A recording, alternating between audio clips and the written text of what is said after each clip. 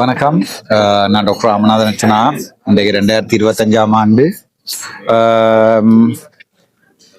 October மாதம் 24ஆம் திகதி Norway.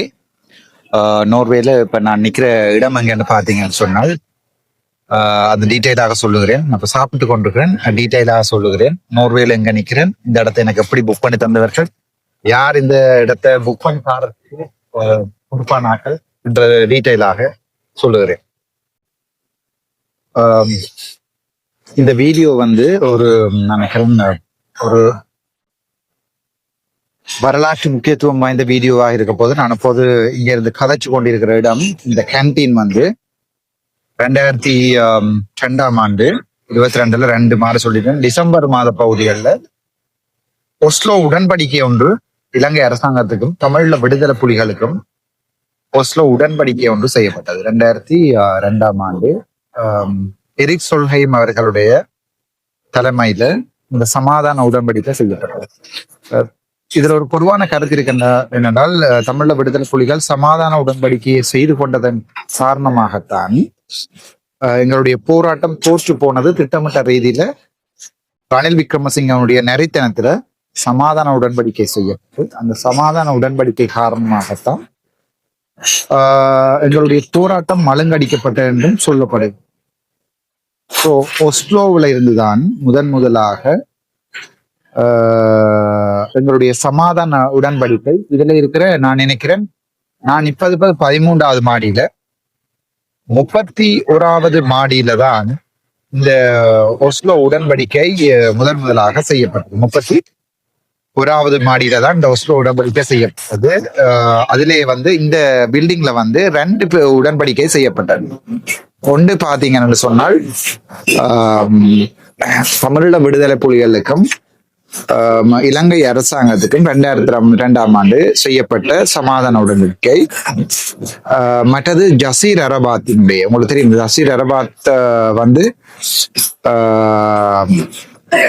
அவர்கள் ஜசீர் அரபாத் எந்த நாடுன்னு தெரியல, அவர்களோட செய்து கொண்ட ஒப்பந்தம் நான் நினைக்கிறேன் 30வது மாடி, எத்தனையாவது மாடியை நான் சொன்னவர் மறந்துட்டேன். அந்த மாடியில ஒப்பந்தம் செய்து கொள்ளப்பட்டது. அதாவது சமாதான உடன்படிக்கை செய்யப்பட்டது. அதுல அண்டன் பாலசிங்கம் உட்பட தமிழ்ச்செல்வன் அண்ணாவுடைய படங்கள் அந்த இடத்துல இருக்கு. ஆனா அதுக்கு போவதற்கு அனுமதி கிடைக்கல. நான் கேட்டு பார்த்தேன்னா அந்த மாடிக்கு போகலாமான்னு அனுமதி கிடைக்கல. போய் அதுல அவருடைய படங்கள் எடுத்து போட்டுக்கலாம். படங்கள் எடுத்து போட்டா இப்ப திருப்பி அதுக்கு ஒரு வழக்கம் போடுவாங்க. ஆகவே அதை நான் பெருசாக அலட்டி கொள்ளவில்லை. அதுல போய் அங்க இந்த வீடியோக்களை எடுத்து போடுவதற்கு நான் பெருசாக அலட்டி கொள்கிறேன். அதுதான் உண்மை. ஆனால் இந்த ஹிஸ்டாரிக்கல் பிளேஸ், இந்த ஹோட்டல், இந்த வெளிப்புறங்கள் இப்படி இருக்குங்கிறது நான் உங்களுக்கு சொல்லி பார்க்கிறேன். இங்க சரியான எக்ஸ்பென்சிவான ஒரு ஹோட்டல்.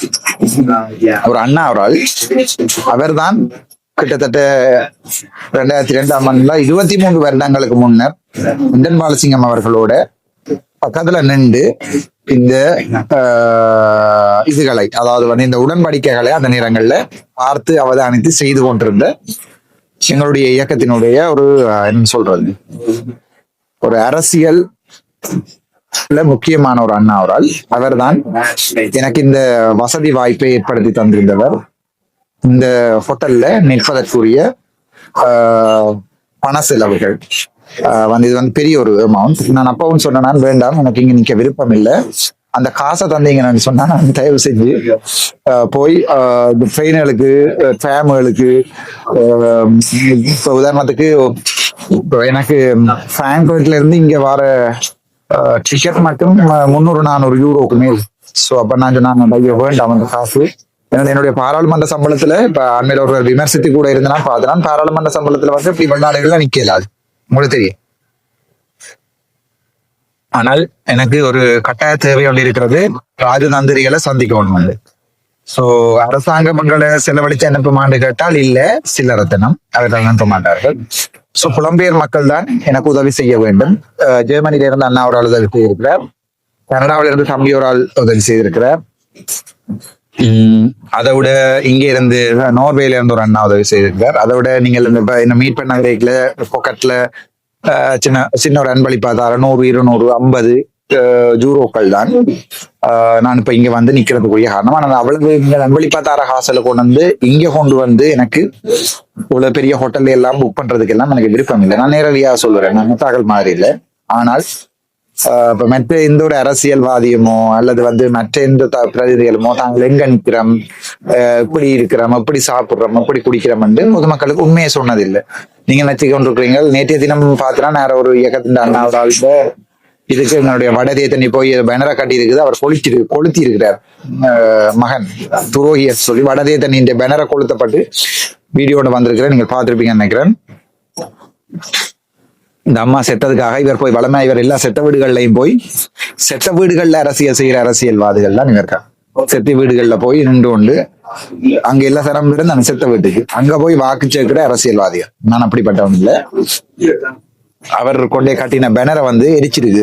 சொந்த மகனே எரிச்சு கிழிச்சு போட்டு எரிச்சிருக்கிறார். சோ அதுல இருந்து உங்களுக்கு விளங்கி கொள்ளணும், இவர்கள் யாருமே உண்மையாக வெளிப்படையாக எங்க நிக்கிறோம் என்ன செய்யறோம் என்று ஒருபோதுமே உங்களுக்கு சொன்னதில்லை. ஆகவே நான் இது வெளிப்படையா சொல்றேன். இதுல எனக்கு செலவழிச்சு இங்க வந்து நிக்கிறதுக்கு காசு எல்லாம் கட்டுறதுக்கு காசு இல்லை. என்னுடைய பேங்க்ல காசும் இல்லை. என்னுடைய பாராளுமன்ற சம்பளத்துல வந்து ஐரோப்பாவில டிக்கெட்டும் புக் பண்ணி போய் ஹோட்டல்ல நின்று கொண்டு எரிக்சோல்லையும் அதே நேரம் வெளிவார அமைச்சர்கள் இப்ப எனக்கு 27ஆம் தேதி திருப்பி அடுத்த ஒரு மீட்டிங் இருக்கிறது ஜெனீவாவில்.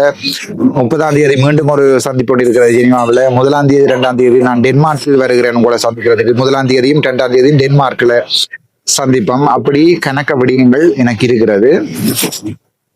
சோ இன்றைய தினம் நோர்வேல பொதுமக்கள் சந்திப்புக்கு அரேஞ்ச் பண்ணியிருக்கிறேன். இங்க உண்டியல் கொடுக்கறதுக்காகவோ அல்லது பொதுமக்கள்கிட்ட வாராக்கள் 50 100 ஜோடல் வேண்டுவதற்காகவோ நான் இங்க எதையுமே இங்க செய்யல. நான் இங்க வந்து உண்மையாகவே பொதுமக்களை சந்திக்கிறது புலம்பெயர் நாட்டில் இருக்கிற பொதுமக்களுடைய மனசுல இருக்கிற டவுட்டுகளை கிளியர் பண்ணணும் என்பதற்காக மட்டும்தான். ஸோ அதை பிடிக்காத கனவேர் போற 2 காலில் வந்து 4 காலில் தவண்டு போன வீடியோ ஒன்றையும் போட்டிருக்கேன், நீங்கள் பார்க்கலாம். என்னை பொறுத்த வரைக்கும் இப்படியான நாட்கள் நினைச்சு பக்கப்படுறேன். ஏனென்றால் இப்ப யார் ஒருத்தன் யாழ்ப்பாணத்துல இருந்து உண்மையாவே நோர்வே தெரியாது. நீங்கள் 40 லட்சம் நோர்வேல இருக்கிறார்கள். எனக்கு நோர்வே நாளே தெரியாது. ஸோ உங்களை சந்திக்க வந்திருக்கின்ற போது நீங்கள் இப்படி கேவலமாக என்ன ட்வீட் பண்ணி வீடியோ எடுத்து அதை போட்டு அப்படியெல்லாம் கேவலப்படுத்துற அளவுக்கு உங்களுடைய மனநிலை இறங்கி போயிருக்கிறது என்ற எண்ணிக்கைதான் ஒரு சில பேருடைய மனநிலை இறங்கி போயிருக்க எண்ணிக்கையில சரியான கவலையா இருக்குது. பாப்போம், காலம் வரும்போது அப்படியான நாட்களுக்கு கடவுள் அந்த பதில்களை சொல்லுவார். நான் இப்ப நினைக்கிற ஹோட்டல் முழுக்க சுற்றி காட்டுறேன், நீங்கள் பார்க்கலாம். இந்த ஹோட்டல் வந்து மிகவும் பிரபலமானது என்றால் இங்கே ஒரு காலத்துல 2022ஆம் ஆண்டு எங்களுடைய உறவுகள் சரிதானே, எங்களுடைய உறவுகள் இங்கே வந்து நின்றிருக்கிறார்கள். இந்த ஹோட்டல்ல இந்த இடங்கள்ல போயிருக்கிறார்கள் என்று நினைக்கும் போது மிகவும் சந்தோஷமாக இருக்கிறது. ஃபர்ஸ்ட் ஃப்ளோர் லொபி,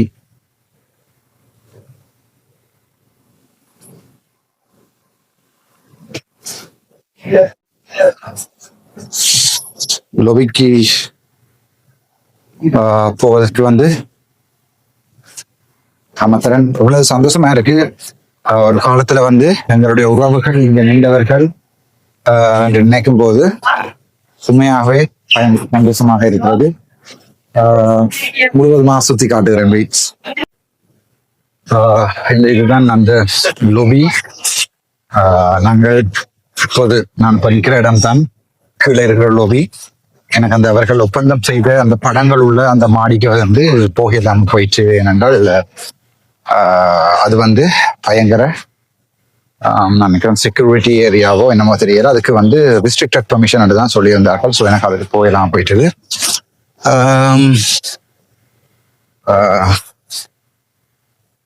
பார்ப்போம். நான் நேர்மண்டால் போய் அதை போடுறேன்.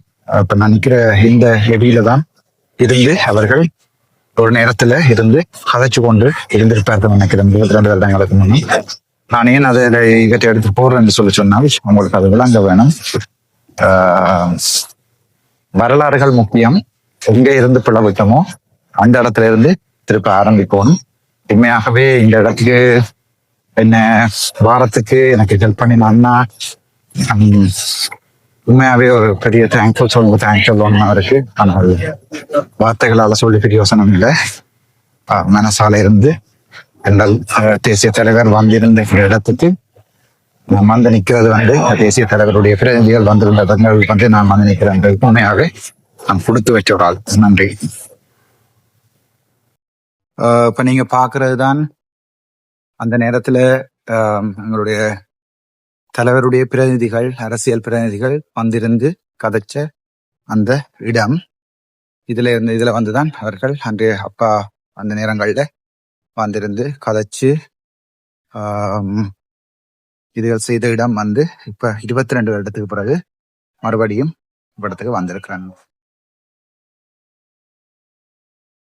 நீங்க இப்ப பாக்குற இந்த இடத்துலதான் அந்த நேரத்துல எங்களுடைய தலைவருடைய டீம் தலைவர் அனுப்பின ஆக்கள் வந்து இந்த இடத்துலதான் அந்த நேரத்துல வந்திருந்து கதைச்சு கொண்டிருந்தவ. ஆஸ்லோ உடன்படிக்கை செய்யப்பட்ட இடம் வந்து அந்த ஹோட்டல்ல தான் நான் நிக்கிறேன். அந்த ஹோட்டலோட பேர் கூட தெரியாது, வெளியில போய் பார்த்துட்டு தான் நான் அதை வீடியோ எடுத்து போடுறேன். இந்த இடத்துல தான் அவர்கள் வந்து காய்ச்சி கொண்டு வந்திருக்கணும். 2022 ஆண்டு டிசம்பர் 2ஆம் தேதியிலிருந்து 5ஆம் தேதி வரைக்கும் ஒஸ்லோ உடன்படிக்கை செய்யப்பட்ட ஹோட்டல். இங்க நிக்கிறது உண்மையாவே நான் சோ லக்கி. அதாவது ஹிஸ்டரி எங்க திரும்பினதோ அந்த இடத்துல இருந்து மறுபடியும் எங்களோட ஹிஸ்டரியை திருப்புவோம் என்ற ஒரு நம்பிக்கை உண்டு. வெளியில போய் அந்த ஹோட்டல் பியூட்டியை நான் அடிச்சு போறேன். உங்களுக்கு நீங்க பார்க்கலாம் எப்படி இருக்குமென்னு சொல்லி. ஒரு 33 மாடி பெரிய ஹோட்டல். அதுல நான் நின்றது வந்து 13வது மாடியில. 13வது மாடியில எனக்கு ரூம் புக் பண்ணி தந்திருந்தார்கள். உண்மையாவே I'm really appreciating their help. இந்த வீடியோ வந்து உண்மையாவே நான் போடுறதுக்கு பெருமைப்படுறேன். என்னன்னு சொன்னால் ஒரு காலத்துல இதே கதிரையெல்லாம் இருக்காது, கதிரைகள் மாறி இருக்கு. ஆனா இதே இடத்துலதான் அவர்கள் ஒரு காலத்துல இருந்து கலைச்சிருக்காங்க. நினைக்கிறேன் இது ஒரு பியானோ கீபோர்ட், ஆனால் ஒரு டிஃபரெண்ட் இன்ஸ்ட்ருமெண்ட் உண்டு. ஸோ வர வழியில இருந்தது. ஸோ அதையும் உங்களுக்கு ஒரு காட்டுவோம்னு பார்த்தேன். போய்கொண்டிருக்கிறது இப்போ நான் போய்கொண்டிருக்கிறது வந்து இந்த ஹோட்டல் வெளியே எப்படி இருக்குமென்று உங்களுக்கு ஒருக்கா சுத்தி காட்டுறேன். Very expensive hotel. நான் நிற்கவும் ஆசைப்பட்டதும் இல்லை. அப்படி என்னுடைய சொந்த காசை அங்க இருக்கிற 4 லட்சம் ரூபா 3 லட்சம் ரூபா பார்லிமெண்ட் சாலரியை வந்து ஒரு நாள்ல ஹோட்டலுக்கு கொடுக்கவும் இல்லாது. இது என்னோட அண்ணாட வேலை இல்ல ஒரு நாள் தான்.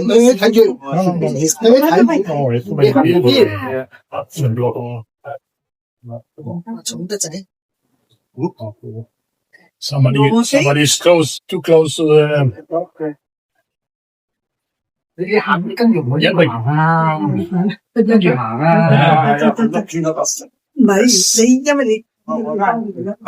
நோவையில மழை பெய்யுது, வெளியில மழை பெய்யுது. நான் ஹோட்டலுக்கு வெளியில இது வந்து பாத்தீங்கன்னா அப்படியே மேல போகுது. மேல வரைக்கும் உங்களுக்கு எடுத்து காட்டலாம். 33 மாடி ஹோட்டல். அந்த ஹோட்டலுடைய பேர் என்னன்றத டீட்டெயிலா உங்களுக்கு நான் எடுத்து போடுறேன். ஒரு நிமிஷம் போய்க்கும்போது மழை பெய்யும். ஸோ எப்படி இருக்குமென்று பார்ப்போம். அந்த ஹோட்டலுக்கு மேல இந்த ஹோட்டல்ல தான் வந்து எந்தவ ரடிஷா இருக்கு. அவர்கள் வந்து நின்ற ஹோட்டல் மலைகள் 2 வீடியோ எடுத்துட்டு இருக்கேன். நான் அதில் டப்பண்ட விட போறேன். இதுதான் அவர்கள் வந்து நின்ற அந்த ஹோட்டல் ரடிசன் இருக்கு. முதல் இப்ப தன் கேமரா தூக்க தான் எனக்கு எஸ்ஓ எல்லாம் விளங்குது. ஸோ இந்த ஹோட்டல்ல தான் அவர்கள் 2022ஆம் ஆண்டு வந்து நின்று அந்த ஹோட்டல் அதுல நிக்கிறதுக்கு உண்மையாவே கொடுத்து வச்சிருக்க வேண்டிய ஒரு ஆள் நான்.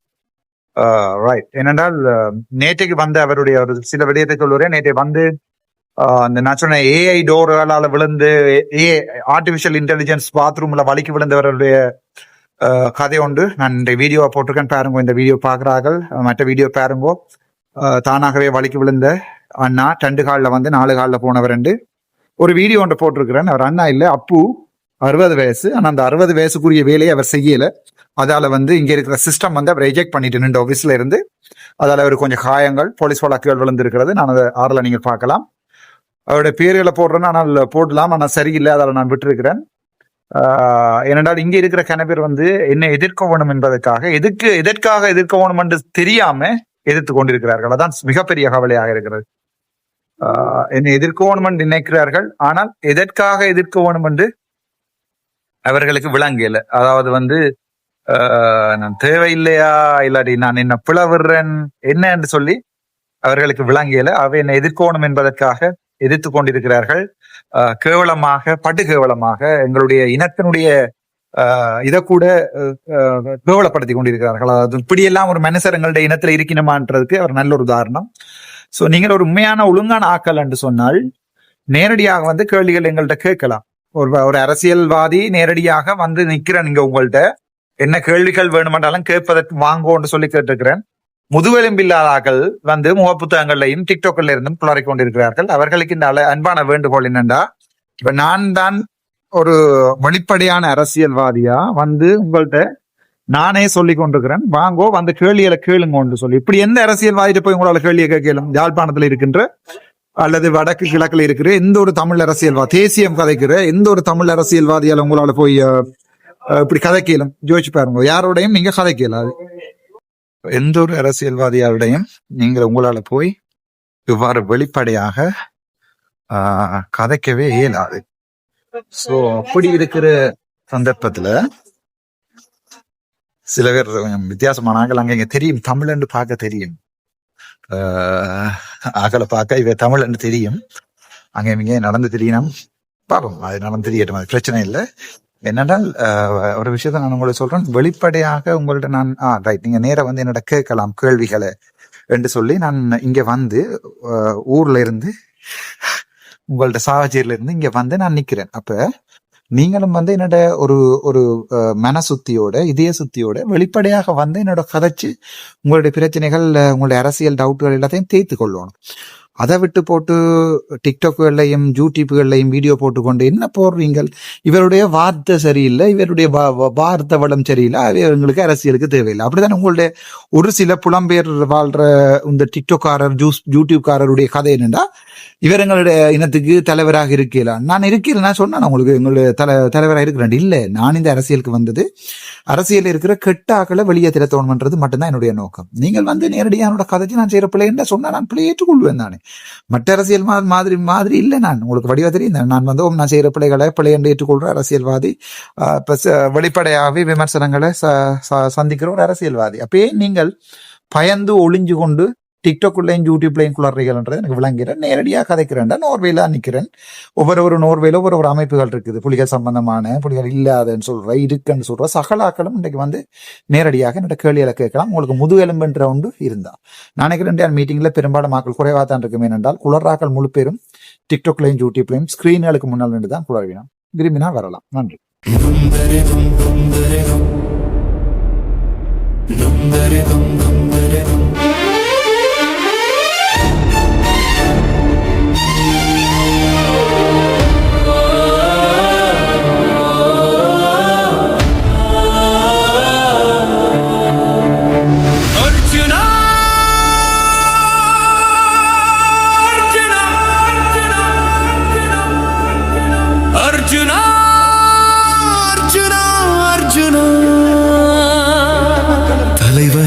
பிள்ளை நீயடா, தமிழரின் நம்பிக்கை நீயடா, மக்களின் நெஞ்சில் நின்றவன் நீயடா.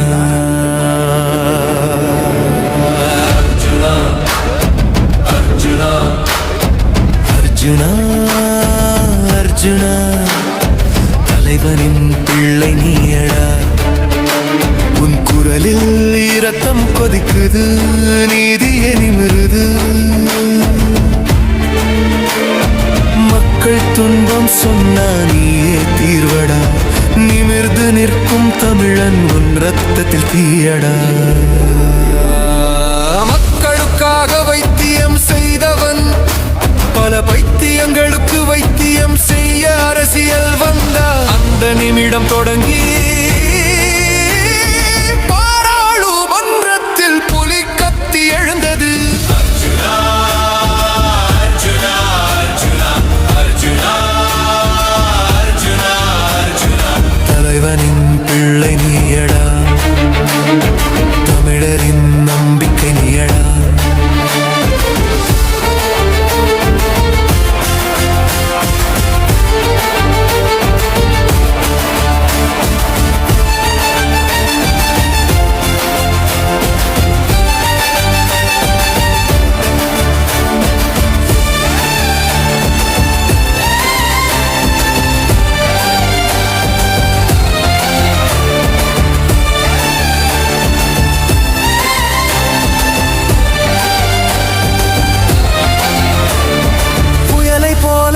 பேசும் தீயை போல ஏறும் மக்களின் சத்தம் நீயடா. பாராளுமன்றத்தில் தமிழ் புலியடா, உன் பேச்சினால் பலர் வலை தேடும் எலியடா. அசையாத தைரியம் உன் நெஞ்சில் எழுதப்பட்டது, வாழ்க்கையொரு வாழ் நீதானதன் முனை. மனதில் மின்னல் குரலில் சக்தி, நீதிக்கு நடக்கும் தமிழ் மரம், நீ எதிரிகள் வந்தாலும் தாழ்வில்லை.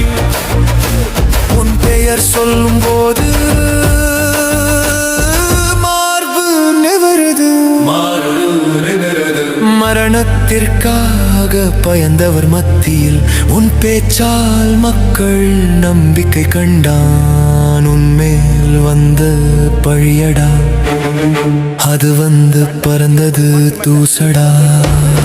சத்தியம் சொன்னால் உலகம் தள்ளும், ஆனா நீ சொல்லும் வரை நீதியே நிலைக்கும். நீதான் ஒளி, நீதான் வழி, தமிழனின் இதயத்தில் தீ மூட்டும் கழுகு நீ. அர்ஜுனா அர்ஜுனா அர்ஜுனா அர்ஜுனா அர்ஜுனா அர்ஜுனா, தலைவனின் பிள்ளை நீ. அர்ஜுனா